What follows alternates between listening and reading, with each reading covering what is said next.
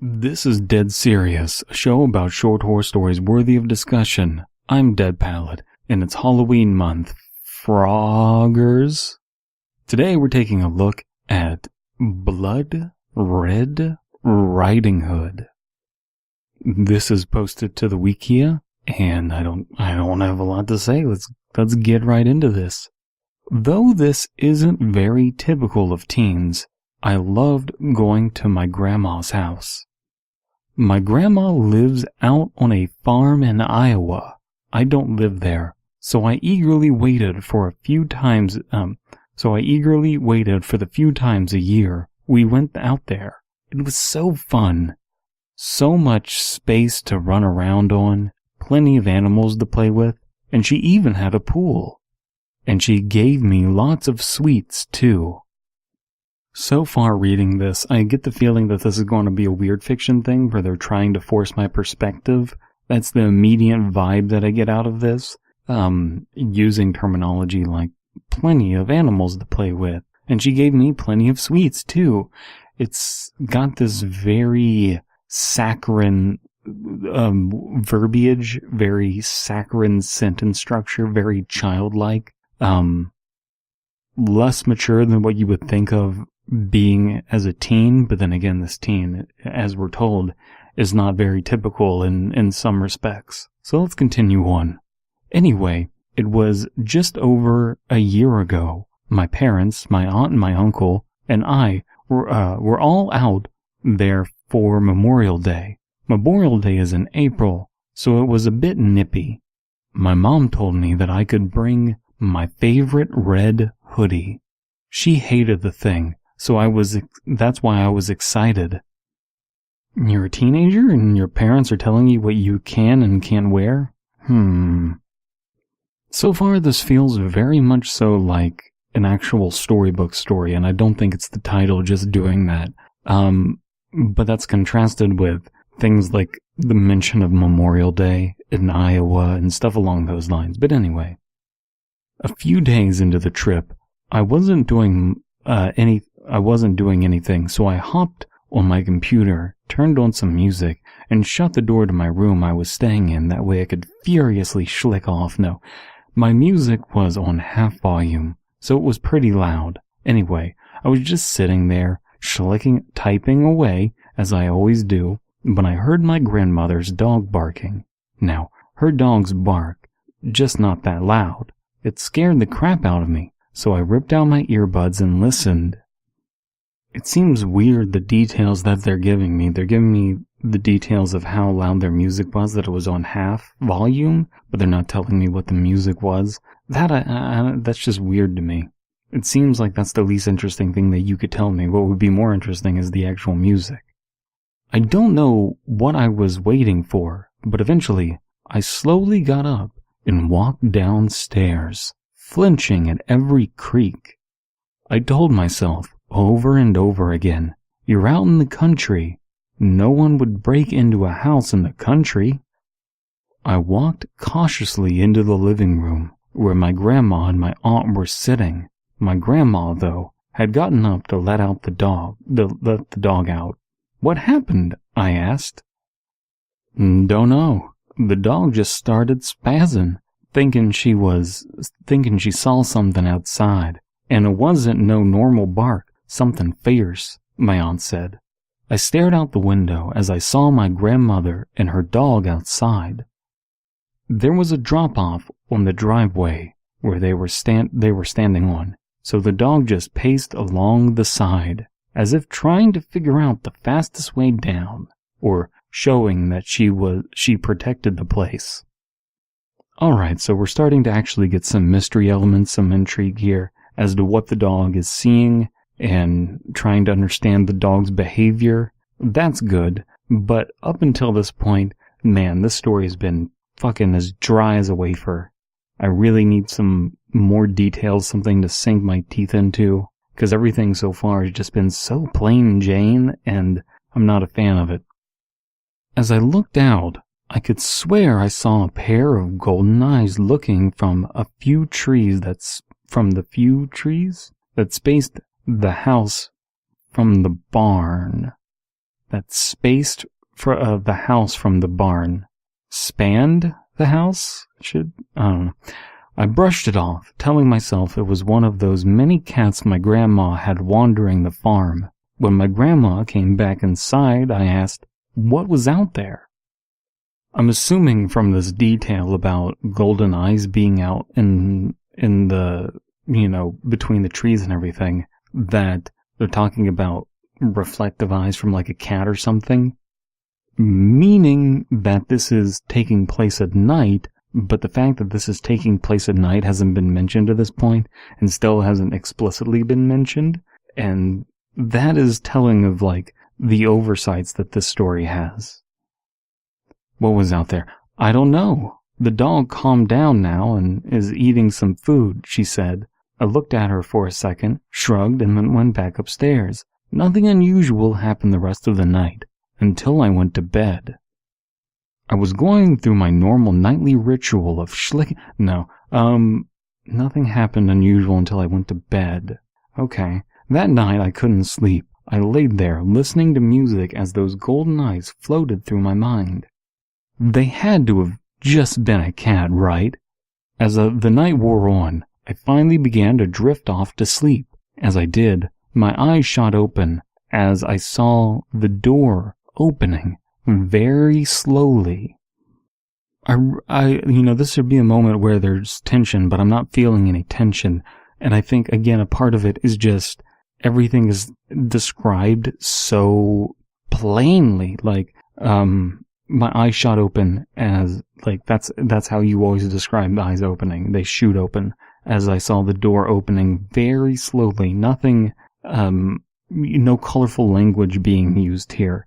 And I'm not getting a good sense of who our narrator is. And some people might accuse me as a writer of doing the same thing, but as I always say, do as I say, not as I do. I'm just not feeling this. I froze, watching in horror as the door slowly opened completely on its own. The fact that it was opening wasn't what scared me. It was the fact that I didn't hear it at all. I had my music on a lower volume because the house was quieter, and that door was probably the loudest door ever in existence. Suddenly, I was getting up. I walked over and slipped on my favorite red hoodie. All the while, I stared out the window, seeing those golden eyes. I turned and walked downstairs, not making a sound. Odd, as if following something, I went to go out the sliding glass door that led towards the pool. Walking along the path, I kept going. When the pavement turned to dirt, the rocks poked at my bare feet in painful ways. I still kept going on. Finally, I walked around to the barn and to a side that was hidden from sight at the house. What was waiting me there truly terrified me. Alright, there's a lot to talk about with this paragraph. I think what they're trying to do is convey the concept that our narrator is behaving in a way that they don't understand. They don't understand the behavior that they're taking on. They're feeling as though they're compelled to do something, but that's not being quite conveyed properly.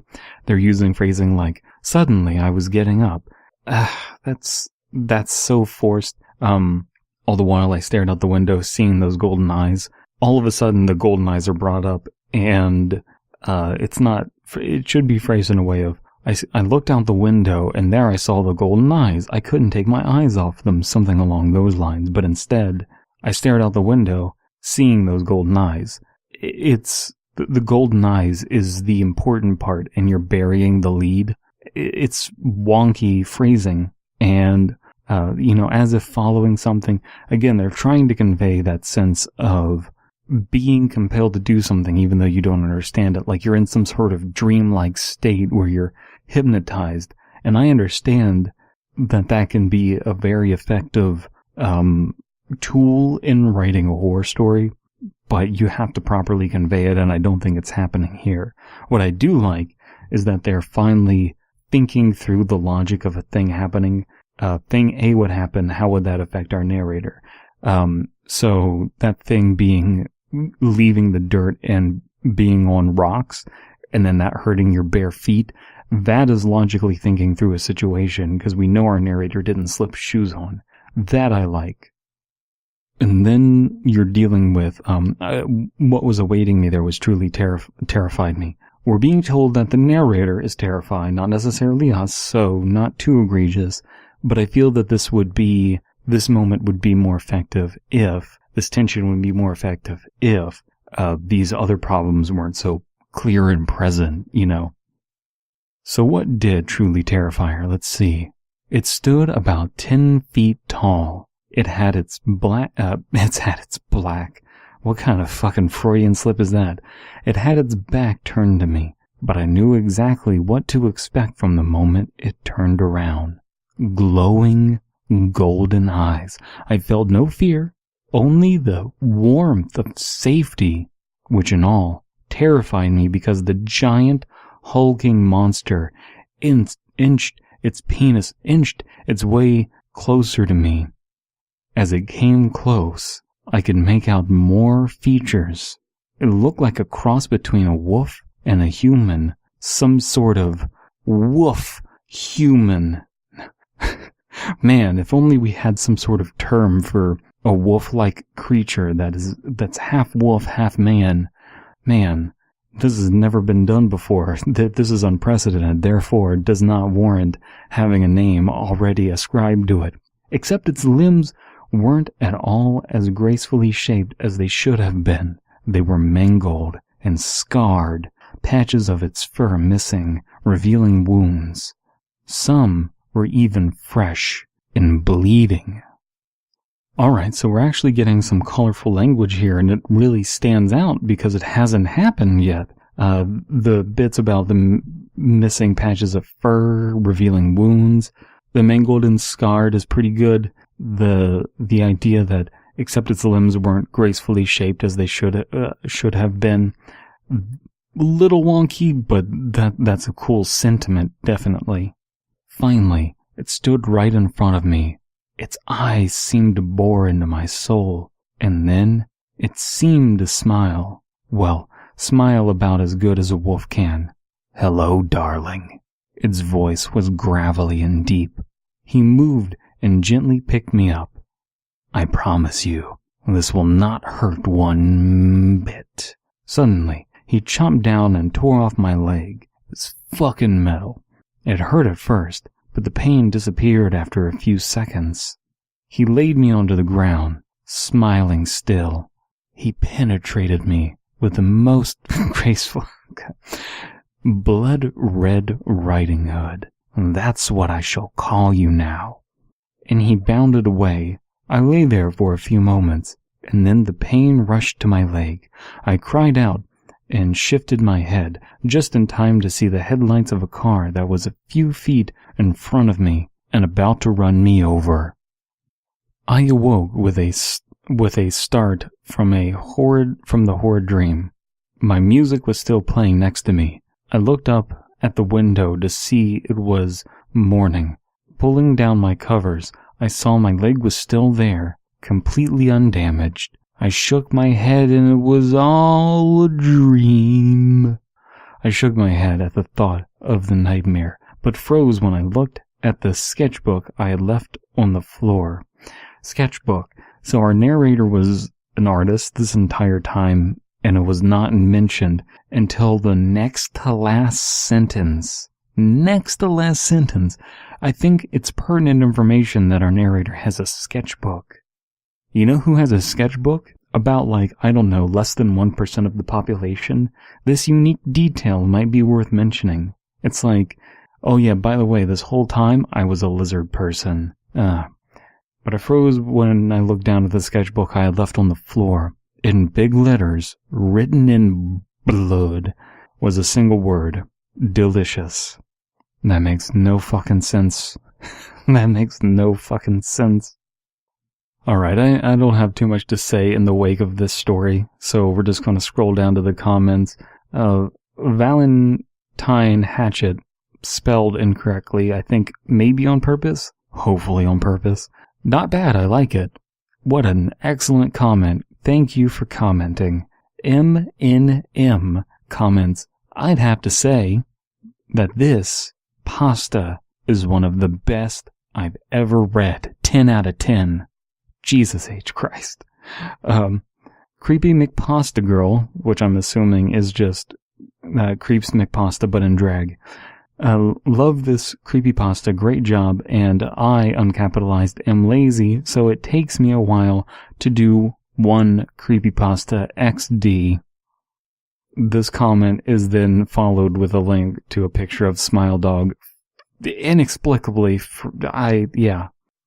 Jade for life. I love this creepypasta. It's MT's favorite. Please post more like this, and I will follow you. Well, this story was extremely dry, but I gotta say, the comments were a wealth of entertainment. The comments were, one might even say, delicious. Bloody delicious. Now, if you enjoyed that, consider helping out the community and supporting my channel. You can support the community by conversing in the comments below, going to toospooky.com for original horror stories, and trying your hand at short horror yourself. You can support me by subscribing to the channel, following me on the social media links down below in the description, and pledging to my Patreon, which is also down below. Thank you so much for your time, and now on to our sponsor and this non-moment in time, which is Red Hots. Red Hots. Pop these red little loads in your mouth.